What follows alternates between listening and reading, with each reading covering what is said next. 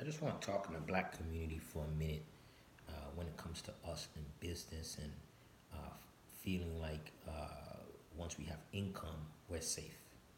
The thing is, right now, we have seemingly low unemployment rates, so it has made many of us comfortable.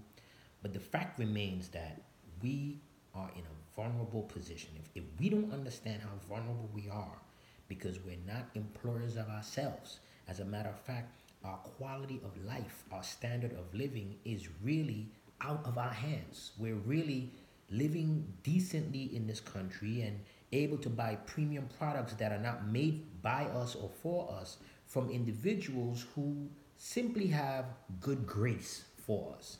Now we're seeing a lot of um, situations with cops mistreating us and all that kind of stuff. But to simply go out and beg the government and ask people to treat us fairly is really still putting us in a vulnerable place. I mean, really, to be honest, we should be up in arms and concerned about the world that we're bringing our grandkids, our great grandkids into.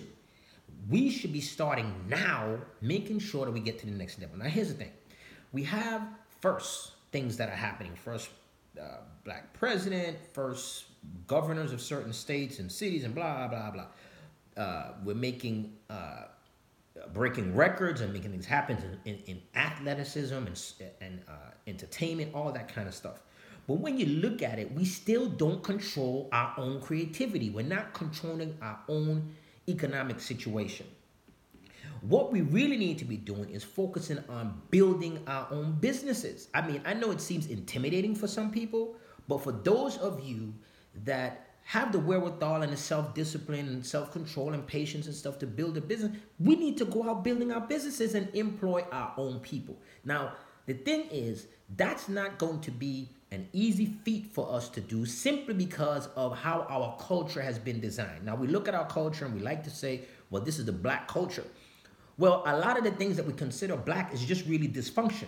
You have to realize that who we are in this country are the descendants of slaves, the descendants of severe discrimination, Jim Crowism, a lot of fair tactics, a lot of things have happened to our ancestors that has been passed down to us and made us think that that's the norm. So when we go out there and we're looking to start businesses, of course, we're afraid of losing what we have economically. But then we go out there and start businesses and we kind of think that it is automatically going to come together. Now, a business doesn't just automatically come together. There are two components that makes a business ascend into severe success. One, the owner or the leadership team is high performing, determined, resilient, persistent individuals that just takes the business to the next level. Or two, the product is just groundbreaking. It's quality. It's a thing that people are going to come to regardless of how well the business runs. Those are the two elements. If we don't have those two elements, in many cases, we don't have the greatest quality, the greatest idea, and many times a lot of things happen to prevent us from taking things to the next level. That may be part of the issue with us building and growing the businesses. But the other piece is we ourselves have to be entrepreneur minded. We have to be poised and prepared for entrepreneurship. And that piece right there is the thing that kind of holds us back, right? So I talk to individuals a lot. I had to go through a lot of sacrifices myself. I worked in government. I was in the military. I was in corporate America. And that shift from being an employee into entrepreneur first is another shift in itself. And then going from entrepreneur to actually being an employer of other people, that's another shift in itself that a lot of people don't really grasp and understand or get the mental conditioning to take that thing to the next level. I've managed to build businesses that are not just successful black businesses, they're successful businesses if you compare them to any race across the country. And what I've done is put together the training that helps our people get the mental conditioning in addition to the entrepreneurship skills. My institute stands up to any training that you want to put out there. I don't care what college, university, or whatever you think it is, because the type of information and the type of topics and the type of things that we address is not going to be addressed by other individuals. In addition to that, in the businesses that I have, I put my students to work in those businesses live to make sure that what we've taught them has actually stuck, and they can practice in an environment that's safe, where they can learn to get the evaluations, the criticism before you go out and start your own business and make those mistakes that are detrimental to your own financial pockets. This is the way that we're going to stabilize ourselves, and this is the way that we're not even going to feel racism anymore. You have enough money, you really just don't feel racism. You have enough independence, you just don't feel racism. And that's the thing that we got to focus on. I don't care how low the unemployment is. I don't care how good of a job you have.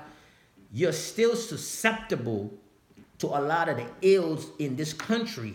And it is just a state of hysteria and a state of mind that we have that prevents us from really going to the next level, simply because of what we've inherited, the cultural things that we've inherited, the behaviors, the approaches, the linguistics even.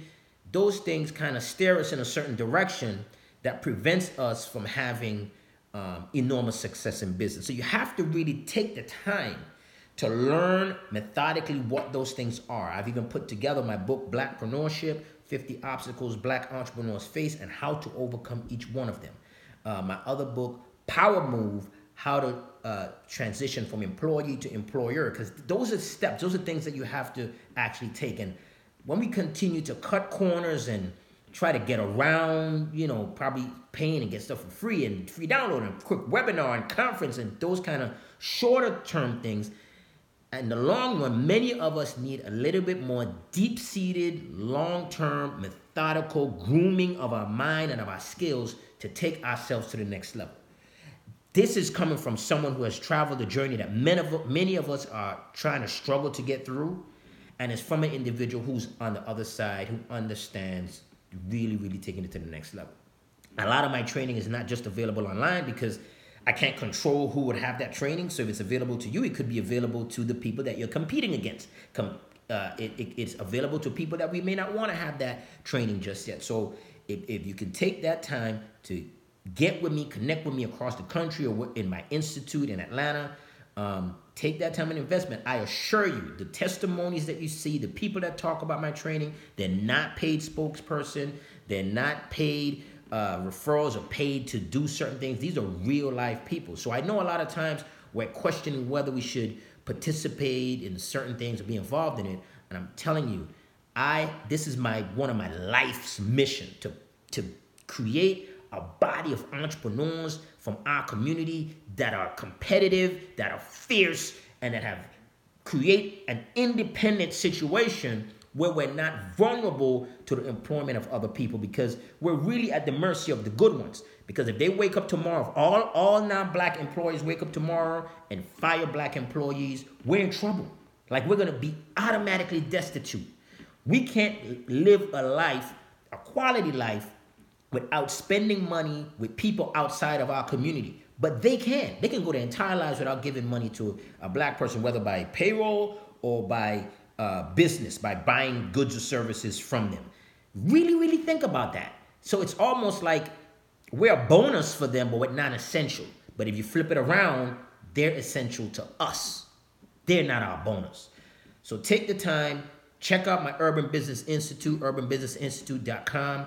Get into my school of entrepreneurship. There's a lot of work that we need to get done, and our descendants and the shape of our country depends on that. When we look back at our ancestors, we can see that some of the risks that they took, we're happy that they did certain things. They took the chance. They put their freedom and lives and safety on the line. And what are we doing today? What are our ancestors going to say about us today? Are they going to say, well, they found a job and they retired and they're good to go? Now, employment is not a bad thing. Let me just kind of touch on that too. It's not a bad thing, but it's bad where you put your employment. Who you sell your skills to could be a problem. What you do with the earnings after you get that could be a problem. We have to make sure that we're wealth building, we're nation building, we're business building, we're employing, we're generating our tax revenues, we're creating a good quality of life for ourselves simply because we went out there and got the right conditioning necessary to take ourselves to the next level. I'll see you there.